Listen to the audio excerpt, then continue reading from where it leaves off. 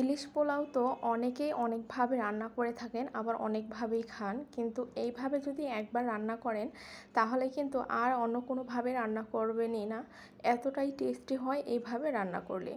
আর মশলাও লাগে একদমই কম। ইলিশ মাছ রান্না করতে যে কোনো আইটেমেই মশলা কম হলে কিন্তু খেতে জিনিসটা খুবই ভালো লাগে।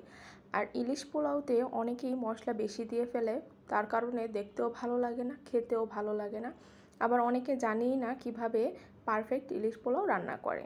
তো তাদের জন্যই আজকের আমার এই রেসিপিটা। দেখুন কতটা সুন্দর হয়েছে না, পোলাওটা যেমন ঝরঝরে হয়েছে, মাছগুলোও কিন্তু দেখুন কত সুন্দর আস্ত রয়েছে।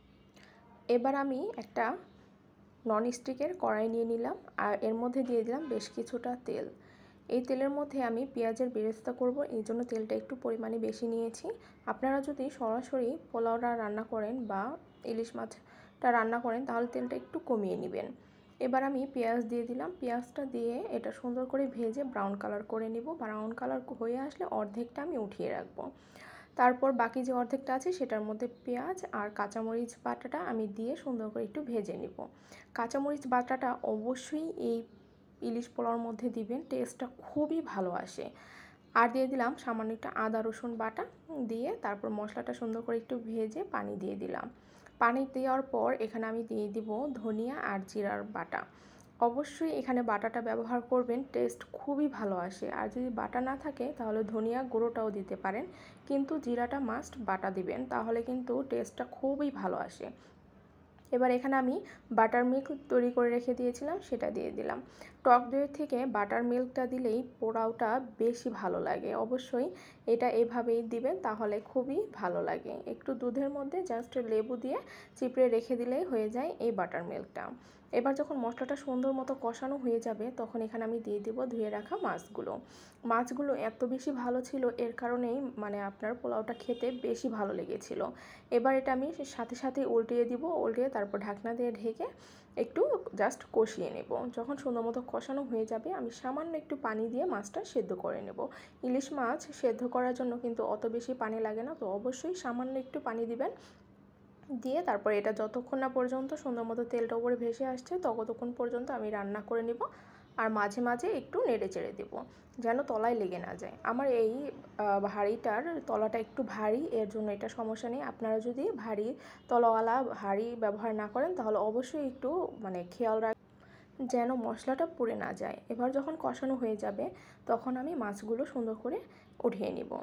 অনেকে কি করে আলাদাভাবে পোলাওটা রান্না করে, কিন্তু আমি কি করব, এই মশলাটার মধ্যেই চালটা দিয়ে দেব, দিয়ে সুন্দর করে ভেজে তারপর রান্না করে নিব। এইভাবে রান্না করলে আপনার যে মশলাটা আছে সেটার মধ্যে যে ইলিশ মাছের ফ্লেভারটা আছে সেটা কিন্তু পোলাওর মধ্যে চলে যায়, আর খেতে খুবই ভালো লাগে, আর কালারটাও একটু সুন্দর আসে।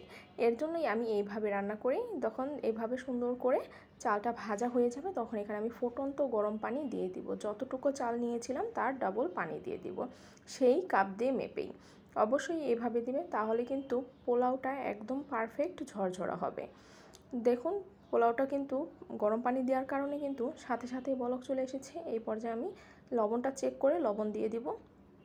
অবশ্যই পরিমাণ মতো লবণ দিবেন, কারণ আমি যতটুকু রান্না করেছি আপনারা তো ততটুকু রান্না করবেন না, তো আপনারা আপনাদের পরিমাণ মতো লবণ দিয়ে দিবেন। আর এখানে আমি দিয়ে দিলাম 5-6টা আস্ত কাঁচামরিচ, দিয়ে তারপর যখন পানিটা এরকম শুকিয়ে আসবে তখন আমি সাইড দিয়ে একটু পানিটা নিচে দিয়ে দিব, খুন্তি দিয়ে নেড়ে।